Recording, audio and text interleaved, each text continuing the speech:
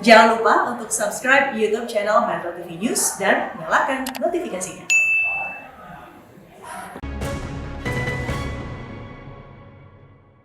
And as the neighboring country of Indonesia, what is your expectation towards Indonesia in terms of cooperation in politics and also regional security, Mr. President? Yeah, I believe that Timor Leste has Indonesia have a very strong chances, and that the two being in ASEAN will be hugely symbolic. We are the two most dynamic democracies in Southeast Asia, with exemplary record in reconciliation, in post-conflict reconciliation, in how two countries in the past engaged in a conflict have come such a way far in developing exemplary relationship.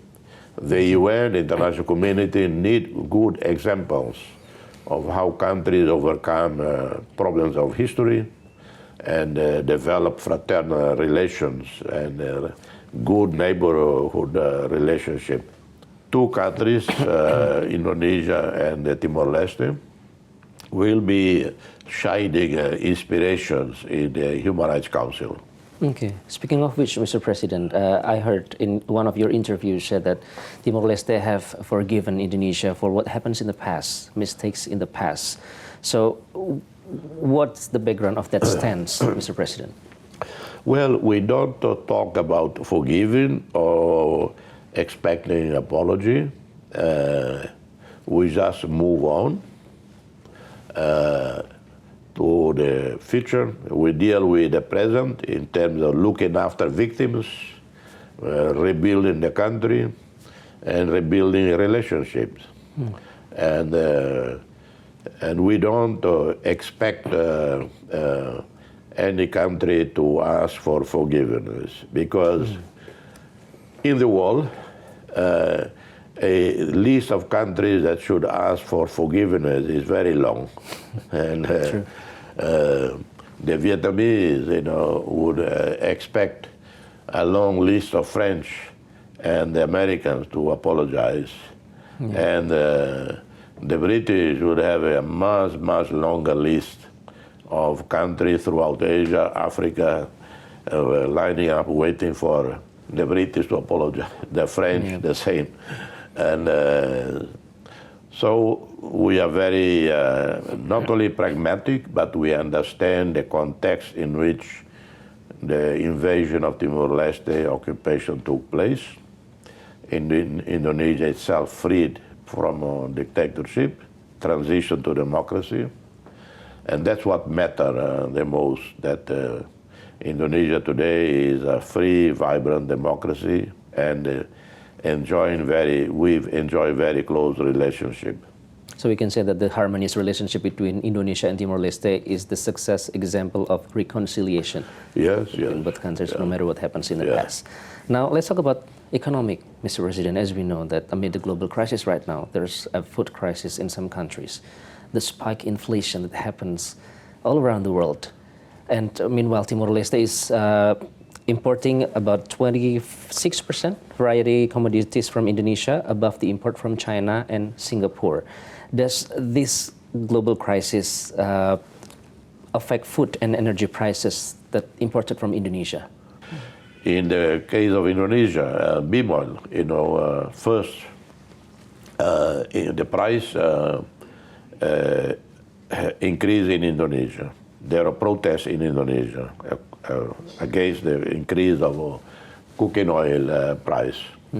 The president tried to control that, to minimize the impact on Indonesian consumers. And one way to minimize the impact was to ban export, so that they are more available, and so that exporters, business people, don't have an excuse to increase price.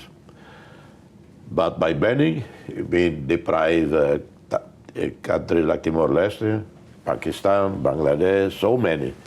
Like Pakistan depends on by 80% of its cooking oil from Indonesia. Bangladesh about the same. And all these leaders, they phoned President Jokowi and please We have only supplies for 3 weeks. If you don't allow export of cooking oil to my country, I will be out as Prime Minister. And this actually happened. I don't mention name because might not be polite, but one Asian country phoned President Jokowi. And I joke with President Jokowi about that. I say, listen, President, if you allow much more beam oil to Timor Leste, I'll be a very popular person because I'm the one who resolved it. So it shows, the interesting thing is that it shows the power of Indonesia in the last 20 years, how Indonesia's economy improved, expanded enormously palm oil. And the irony is that the Europeans who were criticizing Indonesia and were even threatening sanctions on Indonesia because of palm oil business, which is allegedly environmentally damaging.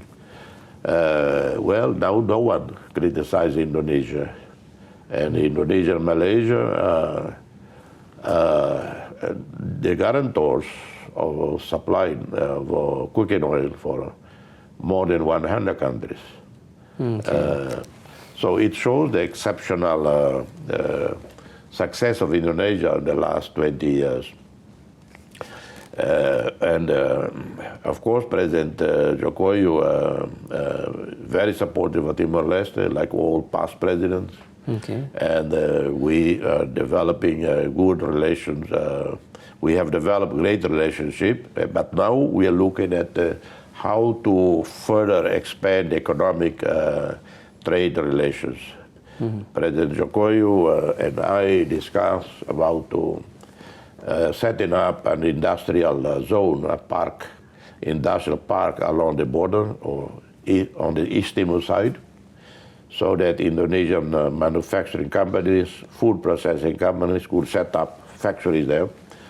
That would create jobs for hundreds of Timorese, thousands of Timorese, but also would support Indonesia export because the companies would be Indonesian companies, would process Indonesian goods, including maybe electronics, and export under the label made in Timor Leste, benefiting from Timor Leste tariff-free privileges with the European Union, Australia, and so on. Because Timor Leste, as an LDC, least developed country, has tariff-free arrangements with all these industrialized countries.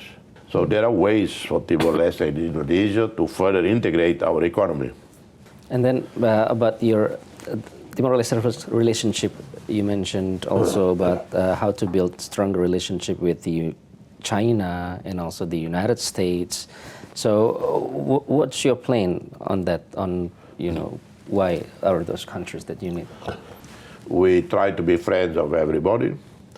Our foreign policy is predictable, is solid in terms of principles. No one has to guess that Timorese change back and forth. For the past 20 years, governments can change, but on foreign policy, it's stay on course and predictable.